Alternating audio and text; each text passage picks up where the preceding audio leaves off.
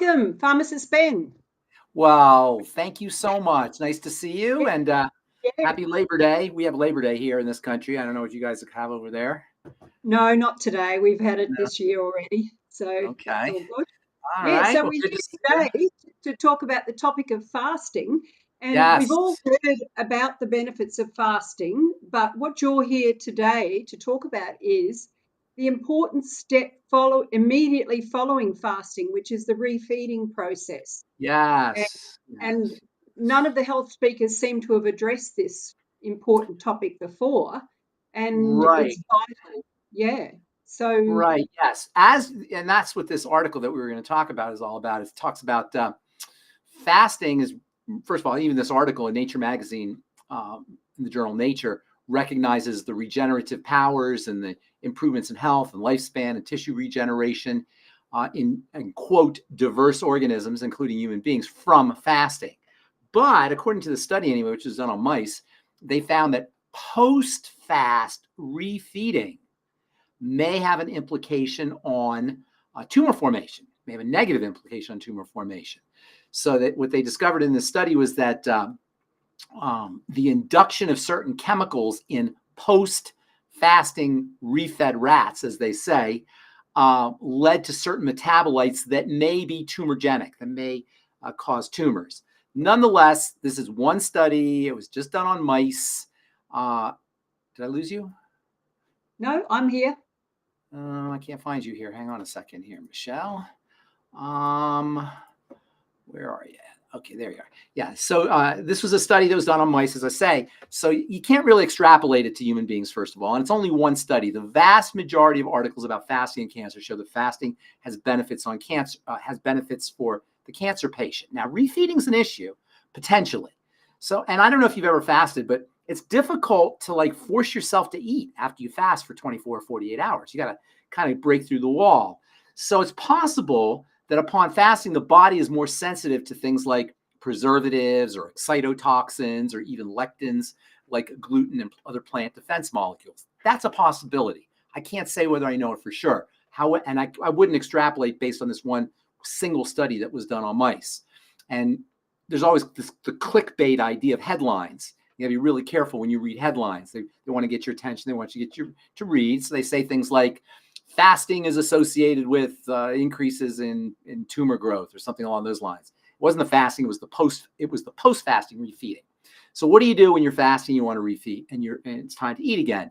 Eat very benign foods, not foods that are heavily processed, not foods that have a lot of artificial chemicals, flavorings, excitotoxins, canned or boxed or otherwise packaged foods, and eat very small amounts. You don't want to burden the body after it's been fasted. The body's very sensitive after it's been fasted, after you've been fasting. So eating very benign vegetables, if you can handle, nothing too aggressive, nothing that has any lectins or toxins that you may have a reaction to. Gluten, of course, comes to mind, but there's other lectins and other problematic molecules in food. And eat very small amounts. Start off really small. You don't want to start off with a big meal. At the same time, it's important to recognize that fasting is beneficial for the cancer patient. Why? Number one, fasting, obviously, when you're not eating, you're not inputting toxins into the body. And no matter what kind of foods you're eating, you're going to activate what's called a postprandial inflammatory response or postprandial immune activation. Prandial means eating. Postprandial immune activation or postprandial inflammation is pretty standard. Because think about it. You're putting something foreign into the body, at least temporarily, until the body can integrate it. It's a foreign substance. So the defense system becomes awakened. That's first of all. Secondly, when you fast, your body actually cleans itself out. Autophagy, cellular cleansing, the cleansing of dead cells and dysfunctional cells, is upregulated when you don't eat. Not only that, but the digestive tract is cleaned out when you don't eat. The MMR, MMC, the migrating motor complex, which pushes or propels food down the digestive tract and out of the body, is activated by fasting. And we've talked about this before. We actually hear this. The rumbling in your tummy, which most of us think of as a sign that we're supposed to eat, is actually a sign that the body is cleaning itself out. The digestive system is cleaning itself out. So number one, by fasting, you're avoiding the input of toxic substances or even problematic substances that aren't necessarily toxic, that awaken the inflammatory and the immune system. Number two, when you fast, you activate autophagy, cellular cleansing, as well as the migrating motor complex for cleaning out the digestive system. Also, fasting upregulates building chemistry, at least temporarily. In the long run, you need calories to build, but temporarily, the body will turn on building in an effort to allow us to go out and find food. Think about it, from an evolutionary perspective, there wasn't really fasting, there was starving. People didn't fast on the African savanna, they starved. And so under conditions of starvation, the body evolved to grow so that you could go out and find food. It's an adaptive survival mechanism. We can leverage that ourselves in the 21st century by fasting intermittently, periodically, strategically, and allow the body to perceive that it needs to build in order to get us to make us able to go find food. In other words, we can leverage that growth response. For all of these reasons, fasting is one of the all-time great anti-aging, anti-cancer, blood sugar stabilizing, digestive supporting strategies you could ever use. And on top of everything else, it's super easy. You just don't eat. And I always get a kick out of people asking, how do I fast? I say, stop eating. It's almost like we have this disconnect. We don't even understand as a culture that it's possible just to not eat.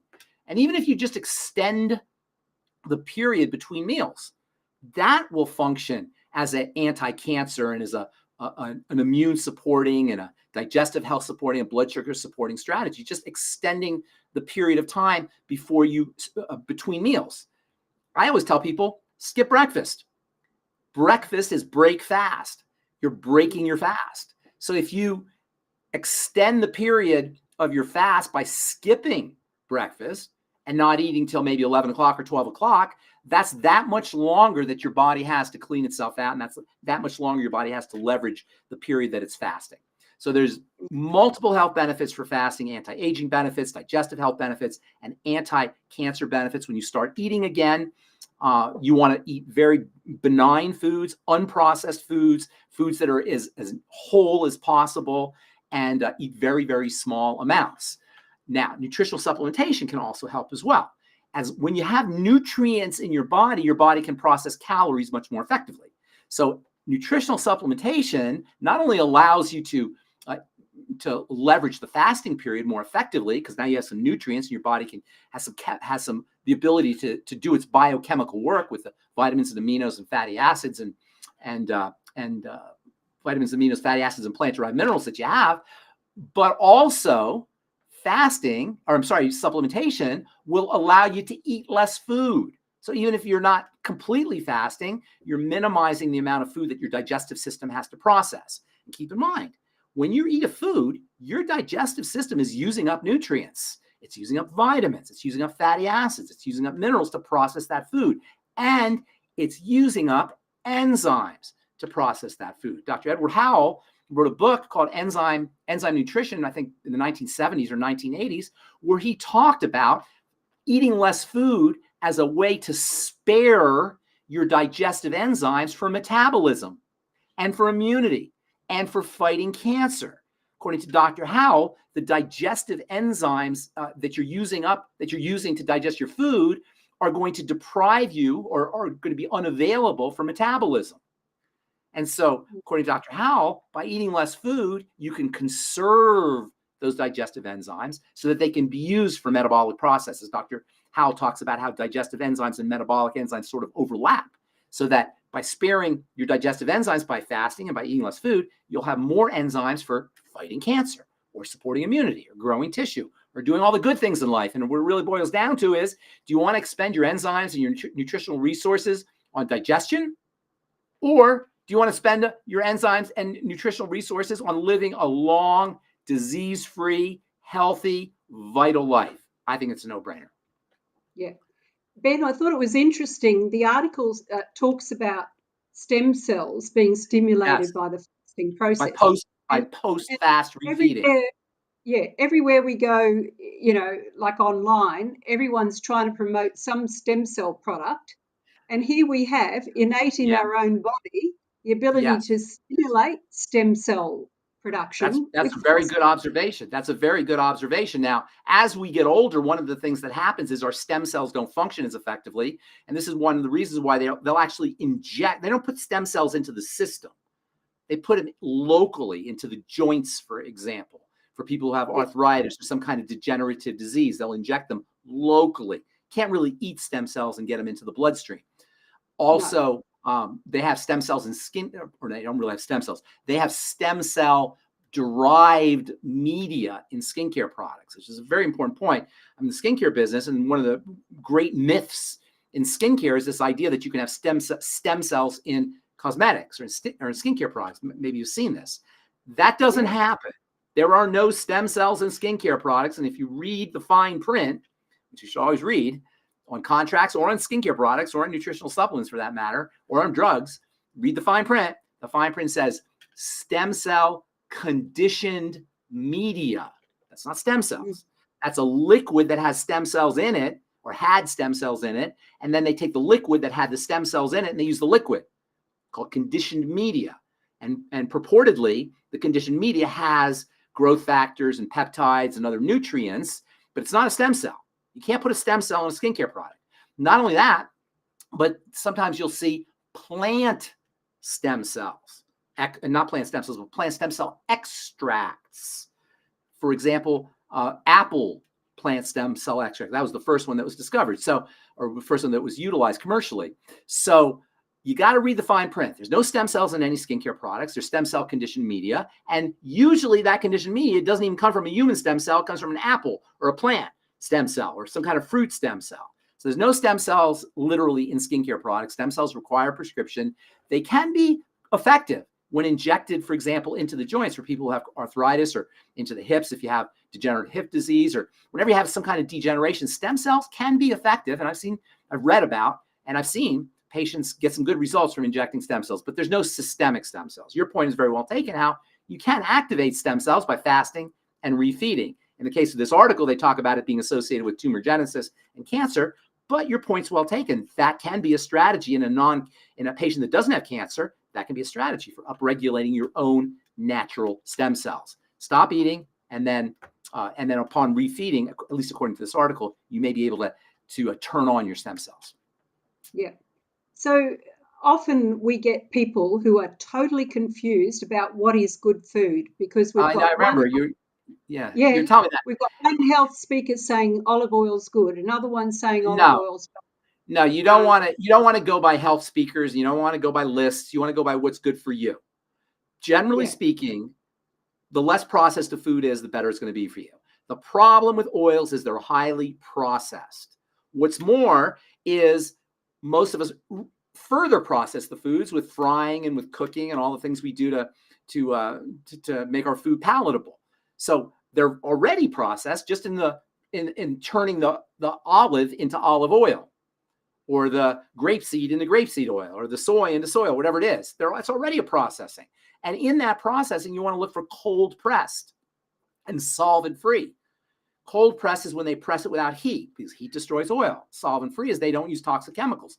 You'd be shocked, but most oils have toxic solvents, and they're extracted using toxic solvents. Now, they try to get rid of the solvents, but they don't always get rid of all of them.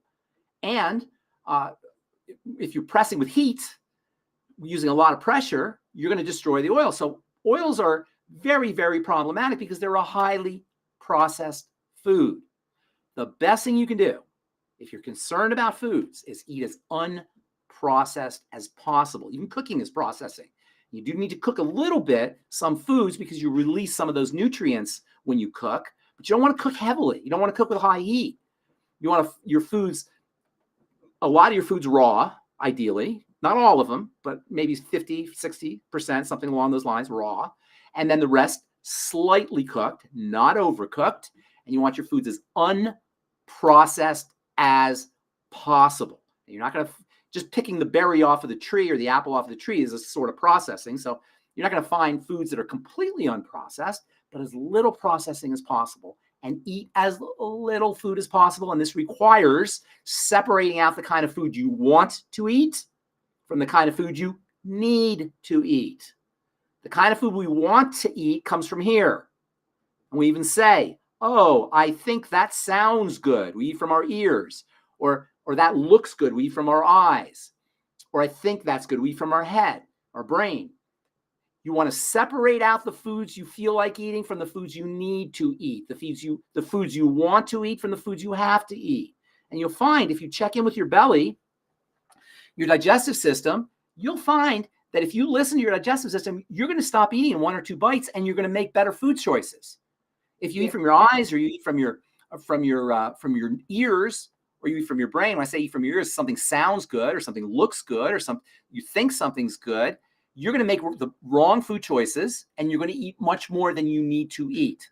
So checking in with your belly is very important. Eating unprocessed is very important. Filling up with fiber and vegetables is very, very important. Now, vegetables are a little tricky because some people react to certain things in vegetables. So you got to be a little bit careful with vegetables. They're not totally benign. So filling up, and especially at the beginning of your meals, filling up with fiber and filling up with veggies, and especially at the beginning of the day, or at least your first meal of the day if you're not doing breakfast. Fill up with fiber and with vegetables. You can eat a salad for breakfast. You can have broccoli for breakfast. Steam some broccoli. Have a couple eggs. Crack them over some broccoli. It's delicious and it's filling. And if you start your meals off with vegetables and fiber, you're going to be much less likely to indulge in foods that aren't necessarily good for you. That's a little trick that the brain does. Once we start doing something good, we tend to stay on that road. But once we start doing something bad, it's much easier to continue doing something bad. And keep your flour down. Your flour. You ever wonder why they give you bread first thing in the morning, or first thing at the beginning of the meal?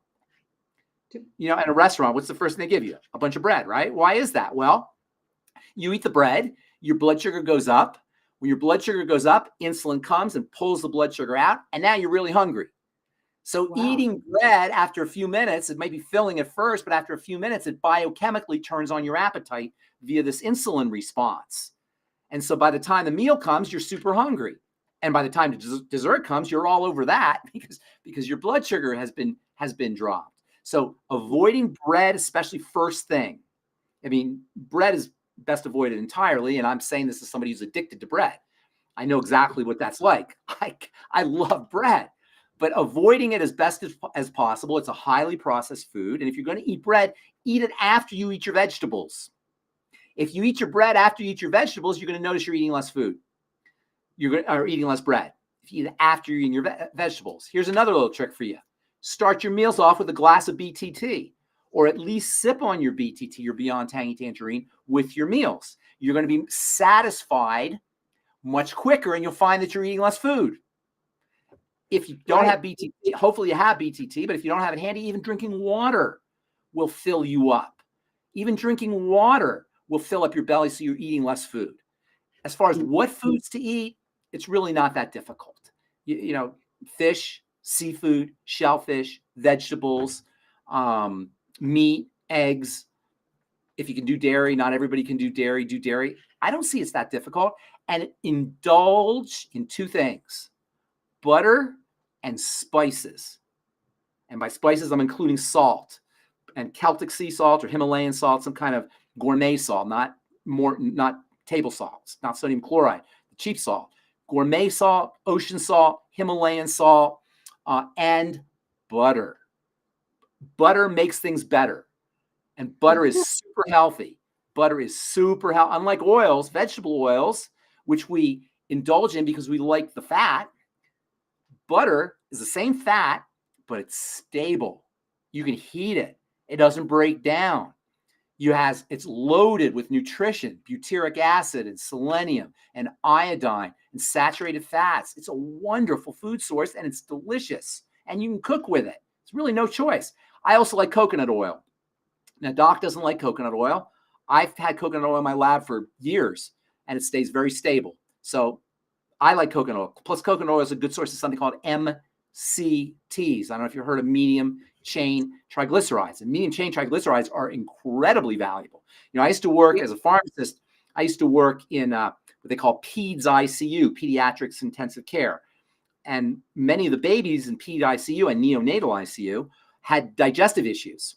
They had gallbladder problems and liver problems and intestinal problems where I was working at the University of Colorado in Denver, it was a regional center for infants who were born with digestive difficulties. So as a pharmacist, I was dispensing medication for babies, for neonates, as well as children, for digestive health. And one of the mainstays of pharmaceutical therapy, medicinal therapy for these babies, was medium chain triglycerides. We used to actually give them medium chain triglycerides because medium chain triglycerides, MCTs, can be used without processing, with minimal processing. They go right into the system. So if you have a gallbladder problem or liver problem and you're not processing your fats correctly, MCTs can provide you with great energy because they're utilized much more effectively than ordinary fats, particularly if you have, as I said, gallbladder or liver or intestinal health issues. And coconut oil is one of nature's best sources. It actually may be nature's best source of MCTs, medium chain triglycerides. I've heard MCTs are good if you're trying to lose weight. Great for losing weight because they give you energy without being stored as fat. Great for the brain. They're very ketogenic. So for Alzheimer's disease, there's a lot of wonderful literature on MCTs for folks who have dementia or Alzheimer's dementia. So yes, MCTs, coconut oil is a great source of MCT. So I'm a fan of coconut oil. I know some people aren't. Butter, nobody doesn't like butter.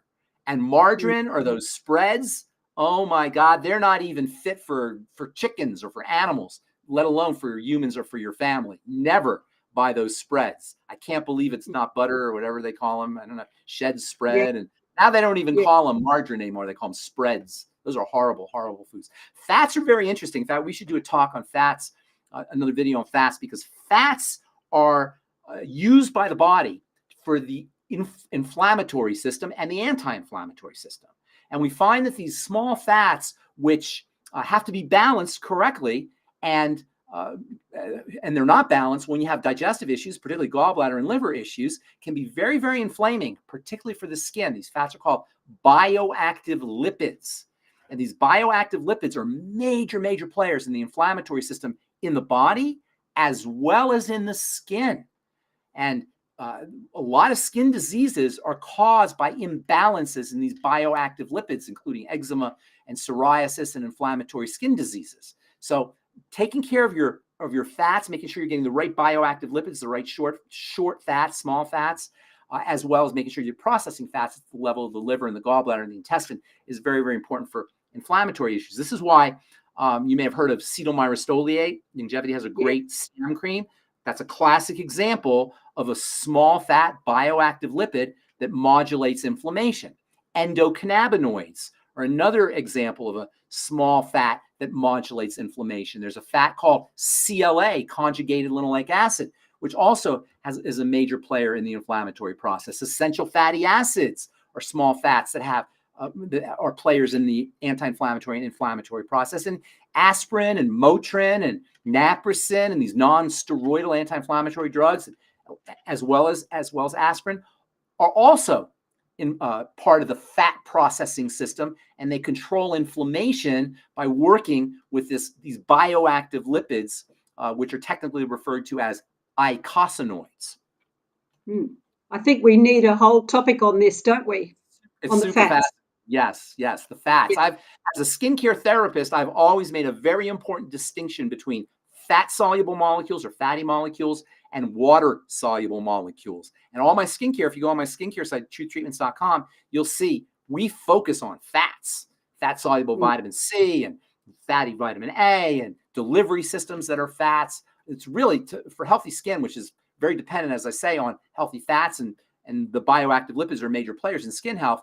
Fatty topical ingredients, fat-soluble topical ingredients are very important. And then internally, fats are much harder for the body to process than water-soluble substances, the B vitamins, plant-derived minerals, and vitamin C and electrolytes. These are much easier for the body to process than essential fatty acids and vitamin D and vitamin E and vitamin A and vitamin K and phytosterols and other substances that are in plants, fatty substances that are in plants, and especially if you're having some kind of problem with your liver, your gallbladder, or your intestines. So understanding this distinction between fatty ingredients, topically or internal, and watery ingredients, topical or internal, is a very important part of understanding how to leverage the body's biochemistry. Yeah. So just one last thing on this the Well, let me fasting just say and one last. Let me just say one last thing. I'm sorry, I just thought of it. Probiotics and the microbiome are also very important players in the fat processing system, and in fact, they secrete very important fats into the bloodstream as well as into the intestine for intestinal health and for brain health and for systemic health. So making sure that you're addressing dysbiosis, or making sure that you're getting your probiotics and creating a healthy environment in the intestine for the microbiome to thrive is also important for fat metabolism. yeah. So, when people are saying, like they're so frightened now of foods, and it's interesting. I've seen people, like we've got a family member for 30 or more years. She has avoided foods because she thinks they're harmful. She's Avoided all now, foods? What do you mean well, no, avoided food? it changes over the year according to what, the current thing is. Um, and now she's developed cancer, but we can see that there's like this high level of fear, and Well, it's fear, led me to wonder. It's led me to wonder the old family habit of saying grace before a meal, where we stopped, we became conscious, and we blessed the food we're very about to nice. eat, and Very we nice. imbued love and gratefulness into that Very meal, nice. Very and, nice. and Yes, yes. surely And that is building absolutely. our. You activate the vagus nerve. The rest and digest nervous system is controlled by the vagus nerve, the parasympathetic nervous system. With gratitude, even just focusing on your food. If you think about your food right now, you think about a lemon, you'll notice saliva is coming out of your mouth. Yeah, Just yeah, paying attention to food or yeah, thinking about food will activate the digestive process. The worst thing you do is eat when you're arguing with somebody or in a business meeting or driving or listening to the news, yeah, or all the ways that we integrate or interact with stressful situations in our lives. Those are terrible. If you're eating while you're in a stressful situation, you shut down the digestive system. In this country, probably in your country as well, we have a chronic constipation epidemic. People are chronically constipated. There are powerful yes. drugs they give you, pharmaceutical drugs for people who are constipated. And there's all kinds of over-the-counter drugs that people take for constipation. Constipation is a classic sign of an activated fear response. And so Wow. relaxing the body and activating the digestive system also expands the bowels and improves elimination through the bowels. One of the Yeah, reasons why we get chronically constipated is because we're tense. We're tight butts, as they say. yeah. So, like, so many people are so busy now that they're just shoveling food in on the run. They never actually connect with the eating process at Connecting all. with it. Yes, that's right. Yeah. Connecting with it. Yeah. And I think that's got a lot to do with the obesity I thing because 100% agree. 100% agree. And a lot of it is, and I talked about this on Daily with Doc today, a lot of it is we don't eat physically, we eat psychologically. As I was saying, we yeah, eat from our heads, we eat from our yeah, psyches. If you're looking at a menu and you're saying, oh, I don't know what I want to eat. I had the tuna yesterday. I'm bored. I want something you're not hungry. no, You don't need to eat. If you're looking at the menu or the menu board and you don't know what to choose because you had the same thing yesterday and you're bored and you want something different, you ain't hungry. And yeah, I understand that eating is an art form and cooking is an art form. And I actually like watching the Food Channel. I like watching food being prepared. I enjoy that. And there's nothing wrong with it as an art form. But you know what? Taste the food or eat a bite of the food or a couple bites of the food. You don't have to eat yeah, the whole pie or the whole steak or the whole banana. You can eat a quarter of the banana. You can eat a couple tastes, a couple forkfuls of a pie or a cake, to satisfy your curiosity or get that sugar high. You don't need to eat the whole pie or half a pie or a slice of a pie. You can have a bite of a piece of pizza if you really want that. But I find that as we incorporate the good habits and as we incorporate nutritional supplementation, we're less likely to want to eat foods that are problematic. And along those same lines, you can hack into certain cravings. We have a craving. Human beings crave fatty foods. In fact, we find fatty foods to be irresistible, but not just fatty foods. We find the combination of fat and salt and sugar irresistible. We can't control those urges. In fact, there's a wonderful book called Sugar, Salt, and Fat, which talks all about this. And think about all the foods that we eat, not that we eat, but think of the foods that we're addicted to: pizza and tacos and pretzels and chips and cereals. What do they really have in them? Well, they're made of starch. That's sugar. They always have salt, right? Mm. And Yep. they're contain oils and fats. They're fried, or they're somehow processed with oils. If you want to make a whole bunch of money, go to a country and find a way to combine sugar, salt, and fat, and set up a little stand in the downtown area, and you'll have people lined up around the block to get your sugar, salt, and fat concoction, whether it's a what do they call those sticks, a churro stick, or a donut, Yes. taco, or French fries, or potato chips. There's always sugar, salt, and fat. So you can hack into those cravings. You hack into your salt cravings with minerals. Plant-derived minerals will allow you to hack into your salt cravings. The more plant-derived minerals you use, the less likely you're going to be to want salt. You can actually even use Celtic sea salt. If you're a salt craver, and salt's very important for the adrenal glands. So the more stress we're under, the more we're going to crave salt. First thing in the morning, take a teaspoon or half a teaspoon or a quarter teaspoon of Celtic sea salt. You want a good salt. Put it in a glass of water and drink it down, or sip it. The first sip of a glass of salt water is going to taste super delicious, and the second sip probably, and the third sip as well. But by the fourth sip, it's not going to be as delicious. And by the fifth sip and sixth sip and seventh sip, it's not even going to taste good anymore. You're going to be done. And then somebody's going to put some salty food in front of you. You're not going to want it because you've met your body's need for salt. Likewise with fats.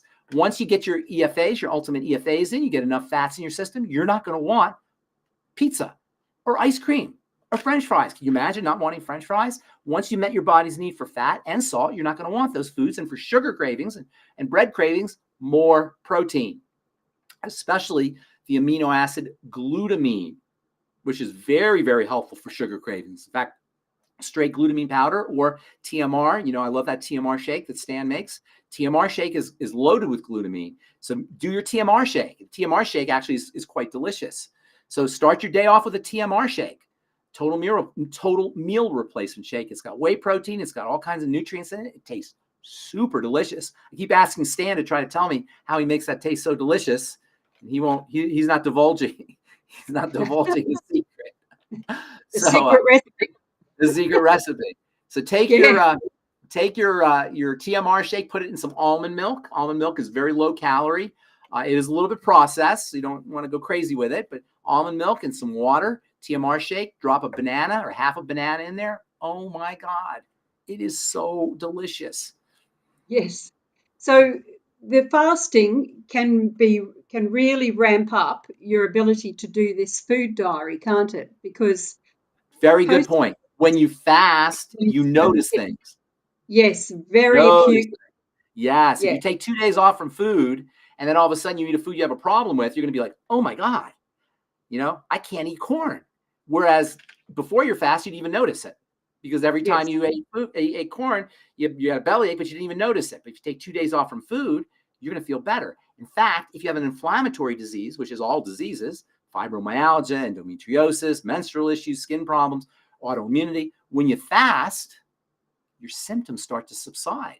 And I often talk about Terry Wahls, Dr. Terry Wahls. She wrote a book called The Wahls Protocol, WAHLS, if you want to read it. She had multiple sclerosis, which is a hideous, incurable, according to the mainstream, autoimmune disease that affects women largely in the prime of their life. In fact, most autoimmune diseases affect women in the prime of their life. It's awful, awful, hideous disease. She cured herself, literally cured herself. She wrote a whole book about it called The Wahls Protocol by fasting. And then when she started eating again, eliminating things like gluten.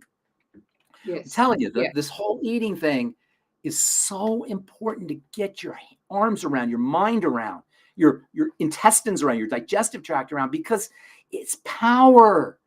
And I'm always hesitant to tell people about their food because I know in people's minds when I talk about foods, they're thinking, oh yeah, that's my mother telling me to eat my vegetables. And, it sounds like you're parental. And I always hesitate to do that, but it's so powerful. It's such an important leverage point because it's the place where the outside world meets the inside world. Our bodies are closed systems. Closed system is a system that's like a circle where the inside is separated from the outside. That's what's called a closed system. And in physics, there's a law. A law is something that's always true, like the law of gravity. And in physics, there's a law called the law of conservation of energy in a closed system, meaning in a closed system, nothing happens. It stays the same. Nothing changes, I should say. It stays the same. The momentum and the energy always stays the same in a closed system. But with the body, you've got an opening into that closed system, the mouth. And so that opening, that portal has to be guarded vigilantly. You have to stand guard at that portal. Is this going to be okay? Is this going to be vetted? We have to start taking our food seriously, like it's medicine, as Hippocrates said. Let food be thy medicine, and let medicine be thy food. Or, as Steve Jobs said, conversely, you better have food be your medicine, or your medicine's going to be your food. Well, on that note, I think we've really covered this topic super well. Thank you so much. And supplementation will go a long way towards helping you reduce your calories and incorporate intermittent fasting and regular fasting into your lifestyle. Remember, the less you eat, the longer you live.